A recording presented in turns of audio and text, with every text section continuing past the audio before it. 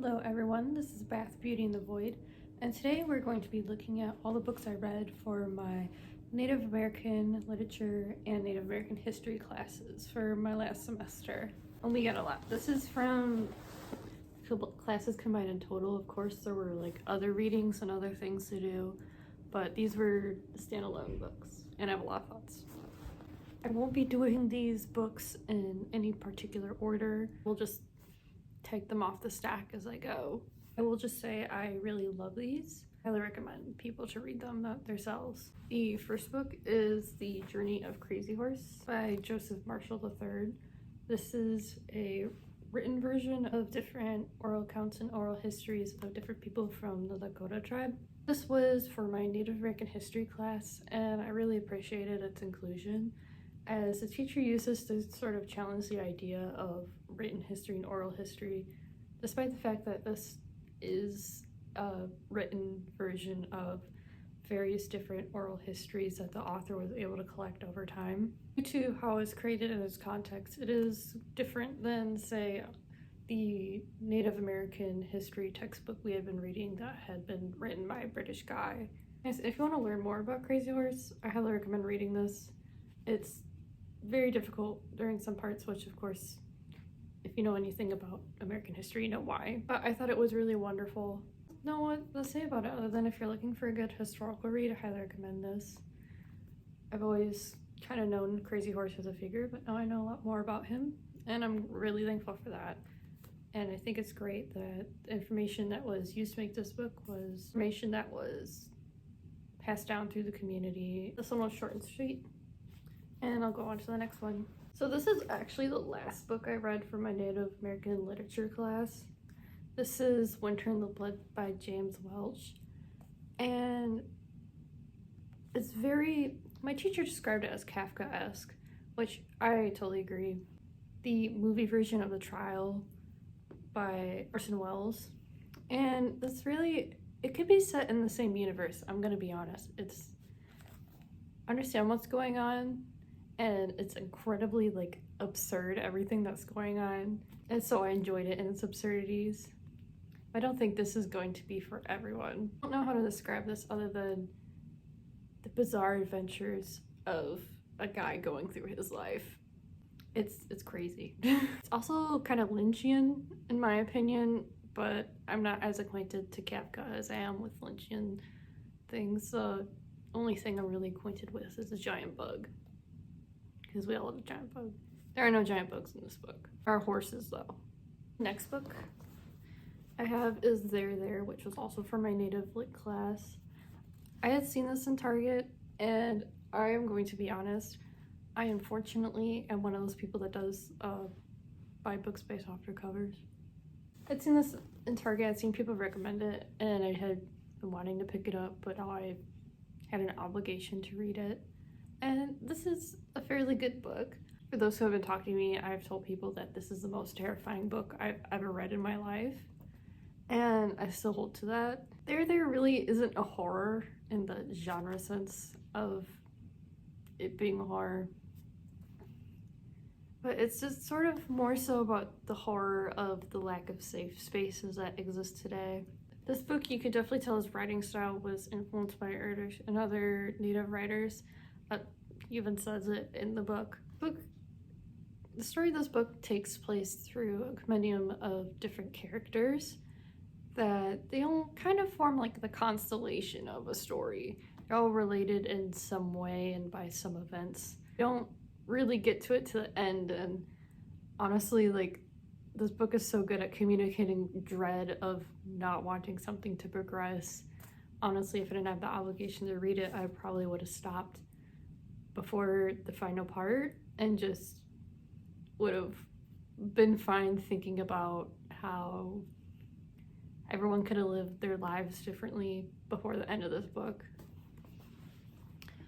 Yeah, this is really hard-hitting. It comes up with it mentions a lot of problems.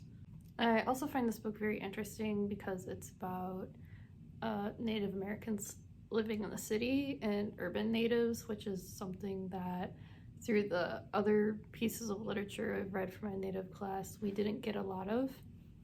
So that was interesting. I like the difference in perspective, but also just how each of the different characters have different views and perceptions of their identity and their relationship with it. Yeah, I find it interesting that it's very difficult to make a story that goes through different characters through each chapter work out, and it most definitely works out in this. There is a lot of payoff. There's a bit of imbalance between some characters that are represented in this book, but that's really a nitpick. I honestly really like it. I wouldn't change it. This is wonderful and just absolutely harrowing. Next up is Love Medicine by Louise Erdrich. Now, as I was saying, was There by Tommy Orange. Love Medicine by Louise Erdrich is a part of the Native American Renaissance movement, which was a movement from the late 60s to the 80s of Native American writers just writing and publishing books and saying, hey, we're still here and this is our life. Love Medicine is I would say one of the cornerstones of that movement. Just from doing the literary research I had done and seeing other modern influences that are listed by contemporary and present authors today, Louise Erdrich is among them. I most definitely can say she's definitely influenced me. So Love Medicine is another collection of short stories, and it goes through, and in each chapter you're seeing from the point of view of a different part of a person that's a part of one of three families. All of the relations and stuff is crazy. Let me find the family tree. Some of the books, they have a family tree. But because sometimes, in all honesty, it can get confusing with how the characters change. I find Love Medicine to be an interesting and sometimes funny, just absurd slice of life, but not slice of life in the relaxing anime way, the slice of life in the I am so stressed out way. And oh my god. Yeah. There's sometimes I just had to put down this book and just kind of look out my window, and I was at like that picture of the horse staring out in the ocean. This is very good. There are a couple instances of violence I could have done without in this book. I'll recommend, or I will say that I plan to put all the trigger warnings on the screen, but trigger warning for like everything. Not everything. Okay, I shouldn't say like everything, but it's almost Utena level. I'll say the only thing is that throughout this book I did find myself getting a bit confused, trying to keep some of the characters together, even though I was reading this like very consistently. Just sometimes, and I found that to be the common case because I'd read this for both my native lit class and my native history class, and both of my peers in both classes said that they also found themselves very confused, so I think that's just a common experience with this book. And I don't mean it like in a super negative way, as in it shouldn't exist within this book. Of course that's not it. I more so would like to give this warning that if you read this book and find yourself confused, that this is a normal reaction. And I don't know, a part of me, like, I guess you could say the poetic part of me thinks the confusion you feel while reading this book and reading through some very traumatic experiences is reflective of confusion of reality. I'm not too sure about that though. But yeah, if you're interested in native literature, even if this writing style is not your type, or if this genre is not your type, I highly recommend reading this book due to the amount of influence it's had in not only Native American authors, but also non-Native authors. It's just an important piece of literature that if you're interested in understanding more about American literature, I think it is really important.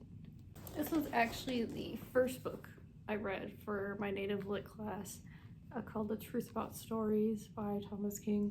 And I love this book. This book is pretty short, but it is an autobiography with some embellishment by Thomas King, different experiences in his life and how he relates to it with his identity and how different experiences are different because he's Native. And there's many experiences he's had that are just the same, like going through a divorce. That's just not going to be much different going through a divorce.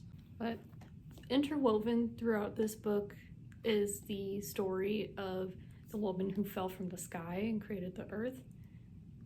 And as each chapter begins, the story is told, the same story is told, but little details are changed, and it's absolutely wonderful. The first chapter of this book is dedicated to explaining oral history and how it works and comparing Native creation myths with biblical creation myths and the difference between a matriarchal point of view and a patriarchal point of view. I don't know where I was at. Anyways, this is a very good book, very comedic. Talks a lot historically, again, about different traumas that have been faced by many generations of the Native community, such as residential schools and the trauma of assimilation. The sort of mantra I would say that is assigned to the type of thinking in this book is that there's a lot of terrible things that happen to you, your ancestors, and potentially your descendants, and sometimes when you're helpless, the only thing you can do is laugh about it, which is incredibly dark. But it's something that, as a person who also laughs due to trauma responses, I understand. Yeah, I don't know how to properly convey that, but it is very good. I highly recommend it. I would definitely say that this is the most lighthearted out of all the books we had read. And in my Native Lit class, this was one of the, many people said this was their favorite book they had read out of all the books in the class. Highly recommend this one. The next book is Wabanaki Blues, which is a young adult fiction. I mentioned this because, like, I know you probably see, like, on top of here, I do have a couple of YA books. I will say that there are a lot of interesting looking YA books now these days, and they seem to just be very trendy.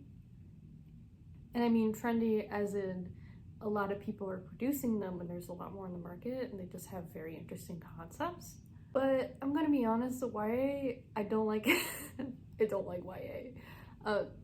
Once in a while, there will be a YA story I do like, and there are some things like I could suspend my belief for, because just thinking about like this group of teenagers just going out and saving the world is not logically understandable to me, and I just think about how it's like, oh, you're gonna go through a lot of trauma and have to go through a lot of therapy when you get older, when you realize that you shouldn't have been put in that position. But I can suspend that for a good YA.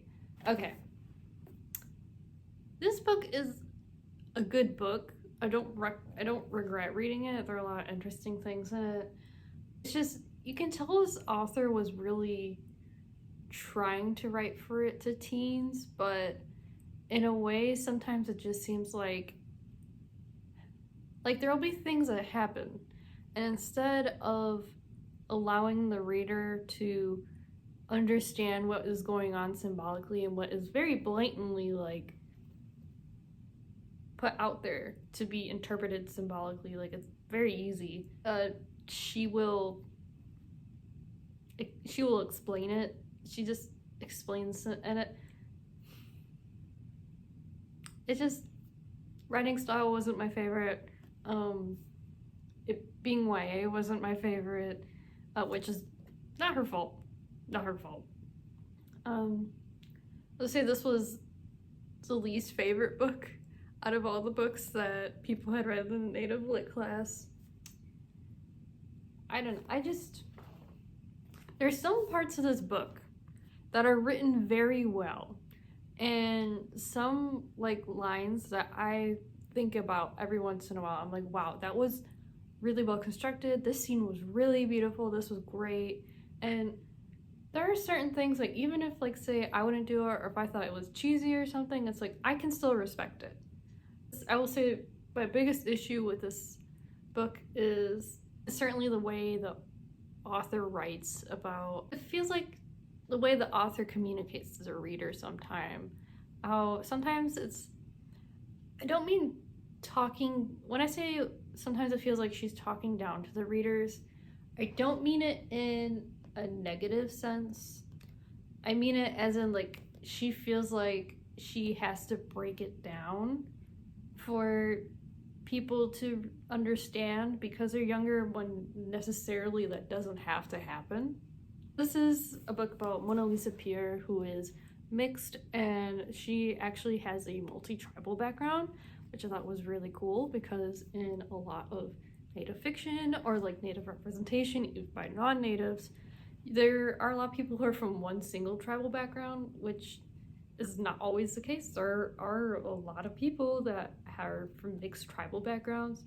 So I thought that was very cool to see. Mona Lisa as a character is just, she's going through a lot of teen angst. And although I can say I don't like it, but like honestly, as a teen, yeah, these are teen thought processes. Author got that right. And I think another reason why I just didn't vibe with this book is because it reminds me a bit of like a Hallmark movie.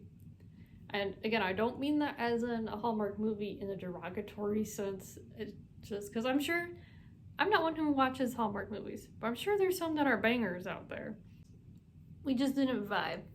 But this book is about Mona Lisa Lapierre, who has to go live in the woods with her grandpa and learn about Wabanaki traditions. And there's lots of other teen dramas such as love triangle and romance and like a murder cold case, and there's a lot going on. If you're looking just for like, in no way would prevent anyone from reading this book. I think it'd be great for people to read it and to expand their horizons. But I will just simply say it is not my cup of tea. Surprise, this is the last book in the pile. But the last book I have is Ceremony by Leslie Marmon Silko, which is very interesting that I had that after Wabanaki Blues, because this was my most favorite book. And also, look at this cover. It is literally, look at the Rainbow Maidens. This is such a good book, and especially the pages are torn. I know it's just like a cheesy little tactic, but I love it. This book is wonderful. Ceremony by Leslie Marmon Silko is about a Laguna Pueblo man who has just gotten out of the hospital after he had been retrieved as a prisoner of war during World War II.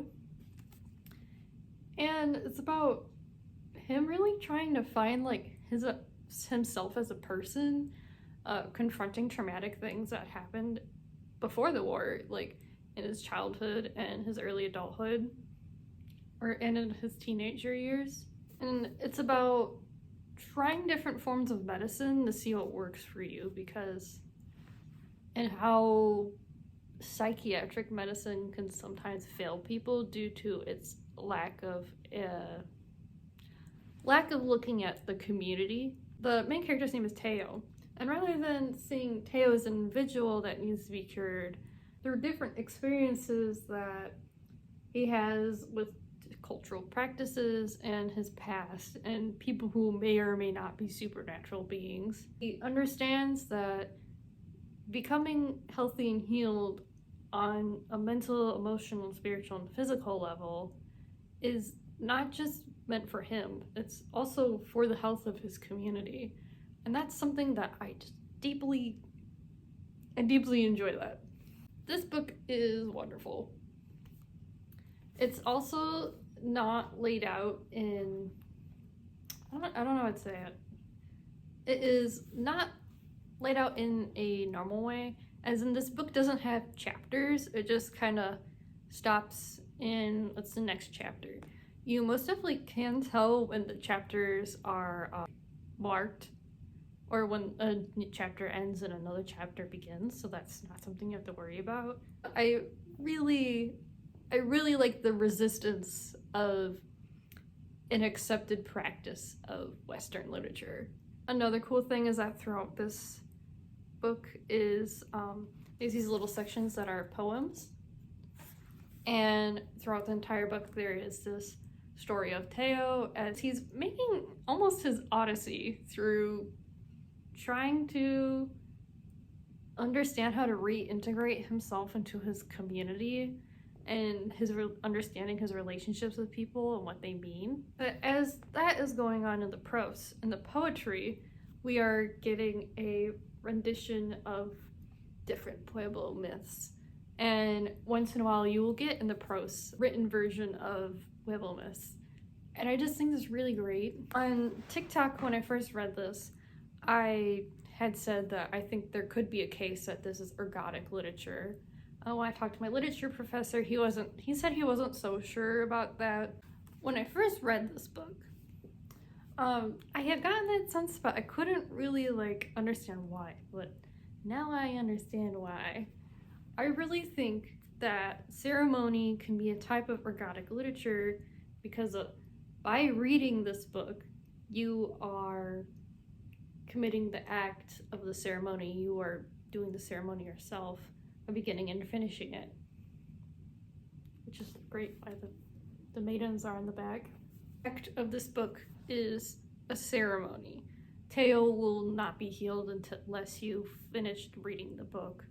And I understand that it really is on the edge, very blurry line of ergodic literature, and I can totally understand why a lot of people would not consider ergodic literature, but it's something I really think about. This is such a unique interaction with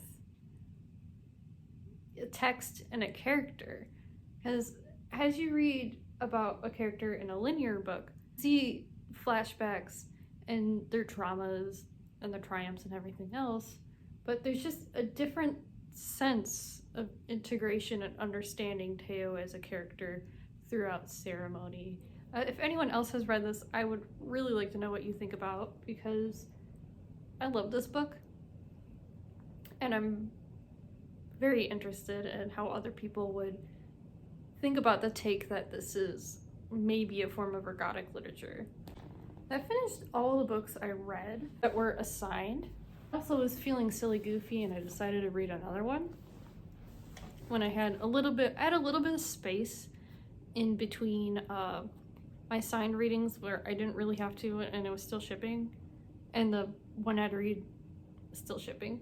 So I decided to get another one because honestly, if I don't keep on myself to keep reading as much as I do, it will be difficult when I pick it up again sometimes. So I will pick up another book just to keep up with the pace. And the book I got is The Only Good Indians by Stephen Graham Jones, which There is a modern contemporary work of fiction. And this one is a horror.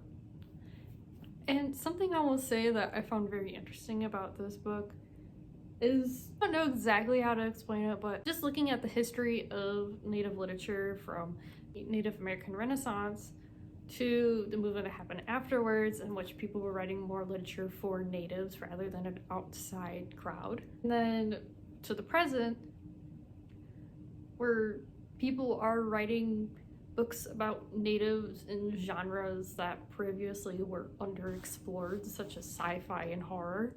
They're creating stories that are horror stories. My native literature professor is also talking about this, but I find this movement very interesting. I really like it. Also, if anyone's got any good native sci-fi books, please let me know. Anyways, Only Good Indians. I like this a lot. By the end of the book, you will understand the meaning of the title. I think some people will understand the meaning of the title before they pick up the book. It's very macabre. But I just remember finishing the book and I never understood what exactly the title was getting at. And then I just finished it and I was like, Oh, huh. Well, I'm gonna have to talk about this with my therapist. The book is about 4 native guys who hunt down some elk and then end up being haunted by one of the elk they hunted down. And I just like this for... This book is very hammy with its horror. And, like, there's a lot of gore, there's a lot of violence, but it's just very hammy. I mean, just for, like, a good horror with supernatural elements. If you're looking for a good horror with supernatural elements that also is set within native culture, I highly recommend this book. There's a lot of really interesting supernatural elements that go on, and I don't know how to describe them other than that. You got people seeing things that aren't there. You have, I don't want to call it meat horror because it isn't exactly meat horror, but it's on the lines of meat horror. If you've read this book, you know what I mean. I like this book. I'm also interested to see how other people interpret this book, other than it's interesting. I think I would recommend this just as a good horror book. There is psychological thriller in this, as in suspicion and stuff, but it's more so hammy on the other horror elements, and I like that a lot because as much as I like a good psychological thriller, sometimes I just get a little tired. I'm a little done. A little refreshing. I always say I'm not a huge fan of violence, and then I recommend things like this and then House of Leaves. There's a lot of gore. Very interesting. There's a lot of pain. And I have a lot of thoughts about how this can be interpreted and stuff, but they're kind of half-baked. I'm just gonna keep those in the back burner for perhaps a later analysis. This is a stack of books I read for my classes for semesters, except The Only Good Indians. I recommend all of these books. While it may seem that I have insinuated that some are more important to literary history than others, I highly recommend all of them. I think you can make the case for all of these that they're very important. That's it. I hope you learned something, put something on your want to read list, and I hope you have a good rest of your day.